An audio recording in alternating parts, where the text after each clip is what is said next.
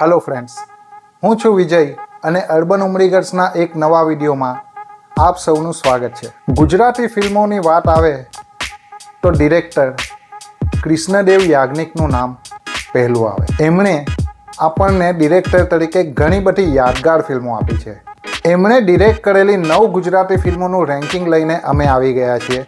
તો વિડીયોને શરૂઆતથી લઈને અંત સુધી જુઓ અને વિડીયો પસંદ આવે તો લાઈક, કમેન્ટ અને શેર કરવાનું ભૂલશો નહીં। તો આવો વિડીયોની શરૂઆત કરીએ।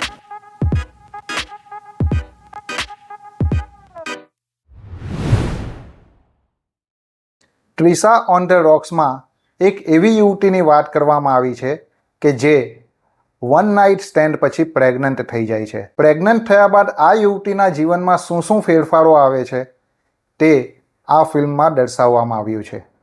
આ ફિલ્મમાં જાનકી બોરીવાલાની એક્ટિંગ અને હિતેન કુમારની એક્ટિંગ ખૂબ જ વખણાઈ હતી। બોલ્ડ કન્ટેન્ટ તેમજ સારી એક્ટિંગના દમ ઉપર આ ફિલ્મને એકવાર જોવાની તો બને જ છે। લગ્નના થોડા જ દિવસો પહેલાં એક યુવાનની યાદદાસ્ત જતી રહે છે। હવે આ યુવાનની જિંદગીમાં શું શું ફેરફારો થાય છે, એના મિત્રો એની યાદદાસ્ત પાછી લાવી શકે છે કે નહીં, એ આપણને ફિલ્મ શું થયુંમાં જોવા મળે છે। ગુજરાતી ફિલ્મ છેલ્લો દિવસની સફળતા બાદ એના મોટાભાગના કલાકારો આપણને આ ફિલ્મમાં જોવા મળે છે અને આ ફિલ્મે બોક્સ ઓફિસ ઉપર 21 કરોડની કમાણી પણ કરી હતી, જે ગુજરાતી ફિલ્મો માટે ખૂબ જ સારી બાબત છે।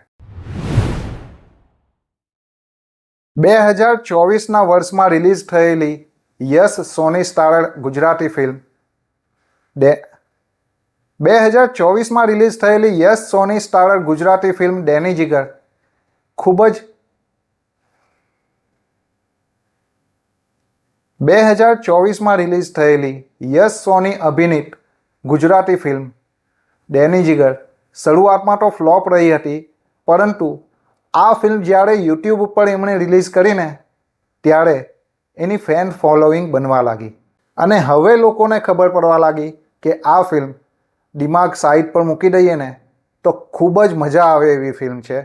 એક વખત જો તમે જોશો ને તો આ ફિલ્મ અનેક વખત તમને જોવાની મજા આવશે, એ મારી ગેરંટી છે। પણ એક શરત છે કે દિમાગનો વધારે ઇસ્તેમાલ કરતા નહીં। મયુર ચૌહાણ અને દીક્ષા જોશી અભિનીત કરસનદાસ પે એન્ડ યુઝ આ ફિલ્મ એના કન્ટેન્ટને લીધે સારી એવી ચર્ચામાં રહી હતી અને ફિલ્મે સારી એવી કમાણી પણ કરી હતી। પબ્લિક ટોયલેટ ચલાવતો એક યુવાન કેવી રીતે પ્રેમમાં પડે છે અને પ્રેમમાં પડ્યા પછી એ યુવાન પોતાની પ્રેમિકાને પામવા માટે કઈ રીતે એક ચેલેન્જ લે છે અને એ ચેલેન્જને પૂરી કરવા માટે એ કેવી રીતે સમાજની સામે લડે છે, એ આ ફિલ્મમાં જોવાની મજા આવે છે। એ સિવાય આ ફિલ્મમાં સોશિયલ કમેન્ટ્રી પણ છે। દીક્ષા જોશી અને મયુર ચૌહાણ સહિતના તમામે તમામ કલાકારોનો અભિનય આ ફિલ્મની જાન છે।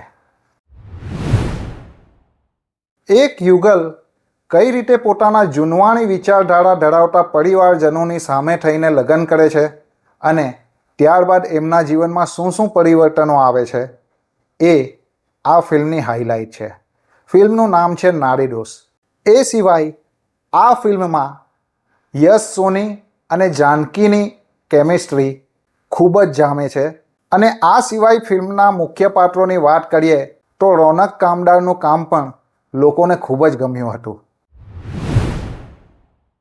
ગુજરાતી ફિલ્મોમાં જો ઓડિયન્સને થિયેટર સુધી લાવવાનો શ્રેય કોઈને આપવો હોય તો એમાં છેલ્લો દિવસ ફિલ્મ એક માઇલસ્ટોન બરાબર રહેશે। જે રીતે આ ફિલ્મના રિલીઝ સમયે લોકો ફિલ્મ જોવા માટે પડાપડી કરતા હતા, એ એક ઐતિહાસિક બાબત છે। 2015માં રિલીઝ થયેલી આ ફિલ્મ અત્યારે પણ એવી ને એવી જ ફ્રેશ લાગે છે। જે લોકો ગુજરાતી મૂવીના સુપરસ્ટાર્સ છે, એ તમામે તમામ કલાકારો પૈકીના મોટાભાગના કલાકારો આપણને આ ફિલ્મથી મળ્યા હતા, જેવા કે જાનકી બોરીવાલા, મિત્રા ગઢવી, યશ સોની, મલ્હાર ઠાકર, મયુર ચૌહાણ અને આરજવ ત્રિવેદી। આ ફિલ્મ આમ તો એવરેજ રહી હતી, પરંતુ જ્યારે લોકોએ આ ફિલ્મની વાતો કરી અને જેણે આ ફિલ્મ જોઈ એ આ ફિલ્મના દીવાના બની ગયા હતા. આ ફિલ્મ એટલી સોલિડ થ્રિલર છે કે આપણા વિમલવાળા અજય દેવગનભાઈ પણ આ ફિલ્મની રીમેક બનાવીને કરોડો રૂપિયા કમાઈ લીધા. વશ ફિલ્મની વાર્તાને વશ લેવલ 2 એક નેક્સ્ટ લેવલ ઉપર લઈ જાય છે. શરૂઆતથી લઈને અંત સુધી પ્રેક્ષકોને જકડી રાખનારી આ ફિલ્મ એના સ્ક્રીન પ્લે તેમજ અભિનયને કારણે ખૂબ જ વખણાઈ છે અને અત્યાર સુધીમાં સારો એવો બિઝનેસ કરી ચૂકી છે અને આગળ પણ કરશે એવી મને ખાતરી છે. આ વર્ષની બ્લોકબસ્ટર ફિલ્મોમાં વશ લેવલ 2નું નામ લખાશે એ પાક્કું છે. વર્ષ 2022માં રિલીઝ થયેલી રાડો ફિલ્મ એના સમય કરતાં પહેલાં બનાવવામાં આવી હોય એવું મારું માનવું છે. જેવી રીતે આ ફિલ્મનો ફર્સ્ટ હાફ બનાવવામાં આવ્યો છે એ જોઈને તમે ડિરેક્ટરના કામ ઉપર આફરીન પોકારી ઉઠશો. એક ધર્મગુરુનું હોસ્પિટલમાં મોત થઈ જાય છે અને ત્યારબાદ એના સમર્થકો આખા શહેરમાં તોફાન મચાવે છે અને આખા શહેરમાં બરબાદી ફેલાવી દે છે. આ તોફાનોના ભોગ બનેલા તમામ લોકોને ફિલ્મનો નાયક કઈ રીતે પૈસા પાછા અપાવે છે અને એ પણ સરકાર પાસેથી નહીં, પરંતુ જે લોકોએ તોફાન મચાવ્યું હતું તે જ લોકોની પાસે પૈસા અપાવે છે. એ કઈ રીતે એ આ ફિલ્મની વાર્તા છે. ફિલ્મમાં હિતુ કનોડિયાનો રોલ જબરદસ્ત છે. એ સિવાય યશ સોનીને એંગ્રી યંગમેનના અવતારમાં જોવાની ખૂબ જ મજા પડે એમ છે. ફિલ્મનું BGM જુઓ, એનો સ્ક્રીન પ્લે જુઓ કે પાત્રોના અભિનય જુઓ, બધી વસ્તુઓ મારા હિસાબે પરફેક્ટ છે અને એટલા માટે આ ફિલ્મને મેં પહેલા ક્રમાંક ઉપર મૂકી છે. આ ફિલ્મ શરૂઆતમાં જ્યારે થિયેટરમાં રિલીઝ થઈ હતી ત્યારે ફ્લોપ ગઈ હતી, પરંતુ જ્યારે લોકોએ આ ફિલ્મને OTT ઉપર જોઈ ત્યારે લોકોને ખબર પડી કે આ ફિલ્મને તો એકચ્યુઅલી એમણે સપોર્ટ કરવાની જરૂર હતી. તો આ હતું ફિલ્મ ડિરેક્ટર કૃષ્ણદેવ યાજ્ઞિકની ફિલ્મોનું મારા હિસાબનું રેન્કિંગ.